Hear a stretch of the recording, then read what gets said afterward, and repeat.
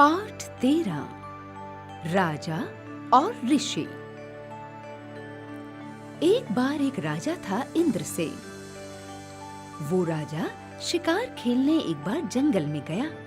शिकार का पीछा करते करते वो अपने साथियों से बिछड़ गया। जंगल में काफी आगे आने के कारण प्यास के मारे व्याकुल होकर पानी की तलाश में इधर-उधर भटकने लगा। बहुत खोज करने के बाद राजा इंद्रसेन को एक कुआं दिखाई पड़ा। कुएं में पानी तो था, किंतु निकालने का कोई साधन नहीं था। राजा ने अपने सिर पर से पगड़ी उतारी और उसका एक किनारा अपने घोड़े की कमर में कसकर बांध दिया। दूसरा छोर पकड़कर वो कुएं में उतरा, परंतु उसकी पगड़ी छोटी रह गई। प्यास से वो इतना बेचैन था कि उसने पगड़ी छोड़ दी और कुएं में गिर पड़ा। उसने खूब पानी पिया। प्यास बुझ जाने के बाद राजा अपनी मूर्खता पर बहुत पछताया, परंतु कुएं से बाहर निकलने का अब तो कोई उपाय भी संभव नहीं था। उसी समय उस जंगल में रहने वाले कुछ ऋषि मुनि उधर से निकले। घोड़े का हिनहिनाना सुना तो वे उस ओर आ गए। स्वामी भक्त घोड़ा अपनी जगह खड़ा था। पगड़ी का एक छोर घोड़े की कमर में बंधा था, दूसरा छोर कुएं में लटक रहा था। उन्होंने कुएं में झांका तो एक आदमी को बाहर निकलने का प्रयत्न करते पाया। उन्होंने अपनी धोती का एक सिरे का छोर कसकर बांधा और राजा को कुएं से बाहर खींच लिया। बाहर निकलकर राजा तो बहुत प्रसन्न हुआ, जैसे उसने चैन की सांस ली। अपने प्राण बचाने के लिए ऋषियों को खूब धन्यवाद दिया। विदा होते समय उसने उन्हें अपना नाम भी बताया और अपने राज्य में आने का निमंत्रण दिया। ऋषियों ने उसका बुलावा स्वीकार कर लिया। कुछ दिन बाद एक ऋषि जब एक दिन घूमते हुए उसी राजा के महल के सामने पहुंचा तो देखा कि राजा अपनी रानी के साथ ऊपर झरोखे में बैठे हुए हैं। राजा ने तुरंत उस ऋषि को पहचान लिया जिसने उसकी जान बचाई थी। वो दौड़कर महल के बाहर आया और आदर के साथ ऋषि को अपने महल में ले गया। ऋषि को इतना मान देते देखकर राजा की रानी उनसे रूठ गई।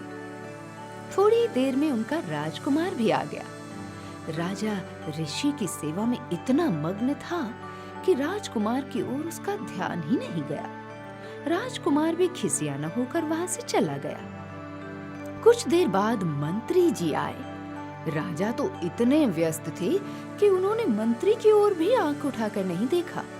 इस तरह रानी, राजकुमार, मंत्री, नौकर, चाकर एक-एक करके सब के सब उस ऋषि से नाराज हो गए और उस ऋषि को महल से निकालने की तरकीबें सोचने लगे। राजा ने जब ये देखा तो उसे बड़ा दुख हुआ। उसने सबको बुलाया और पूछा, कोई हमारे साथ उपकार करे तो हमें क्या करना चाहिए? हमें भी उसके साथ उपकार करना चाहिए, सब ने कहा। यदि कोई हमारे प्राण बचाए तो हमें क्या करना चाहिए? हमें अपना सर्वस्व उसे दे देना चाहिए, सब के सब बोले। इतना सुनकर राजा ने कहा, ठीक है, तो फिर इन महात्मा ने मेरे प्राण बचाए थे, बोलो अब मैं क्या करूं?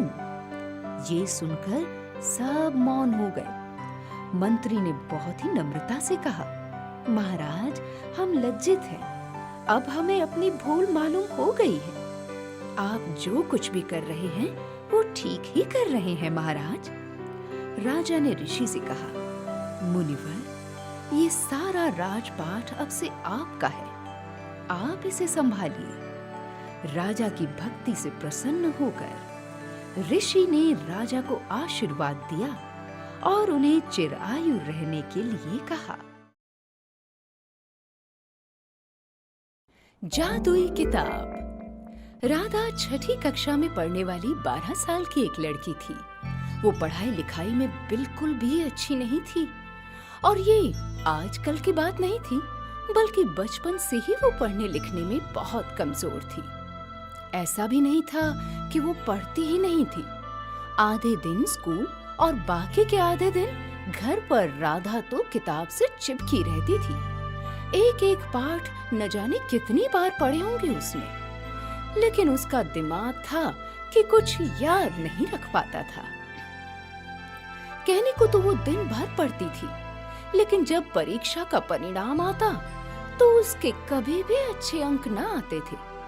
राधा के माता पिता भी इसी कारण बहुत परेशान रहते थे। माता पिता तो ठीक, पर जरा राधा के बारे में सोचिए कि उस बेचारी पर क्या बीतती होगी। राधा के पिताजी ने उसके लिए कई शिक्षक बदले, लेकिन किसी के पास उसके मर्ज का इलाज न था। समय बीतता गया और राधा की परेशानी बढ़ती ही जा रही थी। कक्षा बढ़ने के साथ साथ पढ़ाई भी तो कठिन होती जा रही थी। एक दिन राधा की माँ ने सुना कि उनके शहर में एक सन्यासी जी आए हैं। सन्यासी जी बड़े विद्वान थे। न जाने कितने लोग रोज उनके पास जाते थे और अपनी समस्या उन्हें बताते थे। कहा जाता था कि आज तक जो भी उनके पास गया उसकी हर संभव मनोकामना पूरी हुई है। इसी लालसा की आशा में राधा की माँ भी उनके पास गई। राधा के पिताजी से कहने लगी, क्यों जी, हम भी चलते हैं ना सन्यासी जी के पास। क्या पता हमारी राधा बिटिया की परेशानी भी सन्यासी जी ठीक कर दे। राधा के पिताजी भी मान गए। बोले, ठीक है, चलो चलते हैं। जिसमें राधा की भलाई है उस काम को हम अवश्य करेंगे। अगले दिन राधा और उसके माता पिता सुबह सुबह सन्यासी जी के आश्रम पहुंचे। सन्यासी जी उस वक्त साधना में लीन थे। वो तीनों उनके पास जमीन पर ही बैठ गए। कुछ समय बाद सन्यासी की साधना पूरी हुई तो उन्होंने राधा और उसके माता पिता को अपने पास बैठा पाया। सन्यासी जी ने पूछा, क्या कष्ट है बेटा, मुझे बताओ, तभी तो मैं तुम्हारी समस्या का समाधान करूंगा। राधा की माँ ने सन्यासी जी को राधा और उसकी समस्या के बारे में सब कुछ बता दिया। सन्यासी जी बड़े ध्यान से सारी बातें सुन रहे थे। उन्होंने अपने पिटारे में से एक किताब निकाली और राधा को थमा दी। राधा के सर पर हाथ रखते हुए बोली, बेटी, ये कोई साधारण किताब नहीं है, बल्कि ये चमत्कारी किताब है। इसे तुम सच्चे मन से जो भी इस पर लिखोगी वो तुम्हारे जीवन में तुम कभी नहीं भूलोगी। लेकिन एक बात का ध्यान रखना, मेहनत से ज्यादा फल किसी को नहीं मिलता। राधा सन्यासी जी से किताब लेकर और उनका आशीर्वाद पाकर बहुत खुश हुई। घर जाते वक्त उसके चेहरे पर जो मुस्कान थी वो इतना बताने के लिए काफी थी कि राधा के अंदर अब बहुत विश्वास जाग गया था। जैसे ही राधा घर पहुंची तो सबसे पहले उसने अपना पेन उठाया और सन्यासी जी की दी हुई किताब पर कुछ लिखने लगी।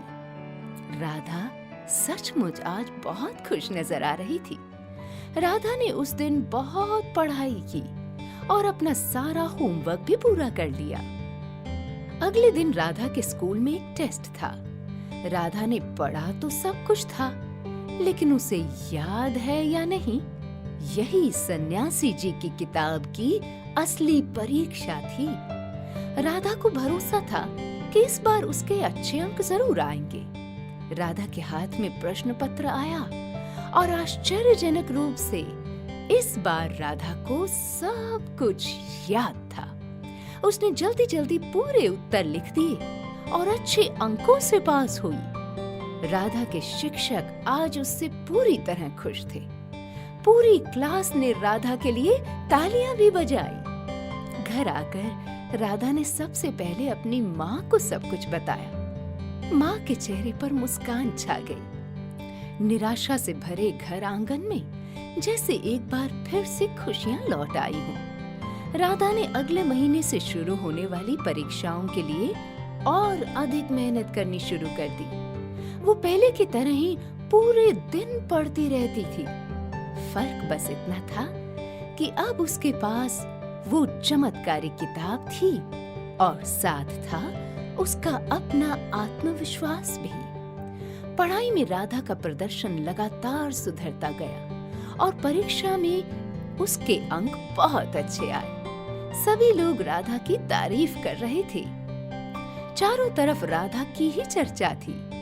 राधा खुश तो थी ही, लेकिन उसके साथ सब उसे और मेहनत करने को प्रेरित भी कर रहे थे। राधा अपने माता पिता के साथ एक बार फिर से उन्हीं सन्यासी जी के आश्रम गई। उसने सन्यासी जी से आशीर्वाद लिया और राधा की माँ ने सन्यासी जी को सब कुछ बताया। पिताजी बोले, मैं तो आपकी महिमा को मान गया सन्यासी जी। आपने मेरे परिवार को धन्य कर दिया। राधा की माँ बोली, आपने मेरी बेटी पर अपनी कृपा करके और उसे वो किताब देकर उसका जीवन संवार दिया। सन्यासी जी मन ही मन मुस्कुरा रहे थे। एक साधारण सी किताब को जादुई बताकर उन्होंने राधा में जो आत्मविश्वास जगाया था, वही उनकी महिमा थी, वही उनका चमत्कार था।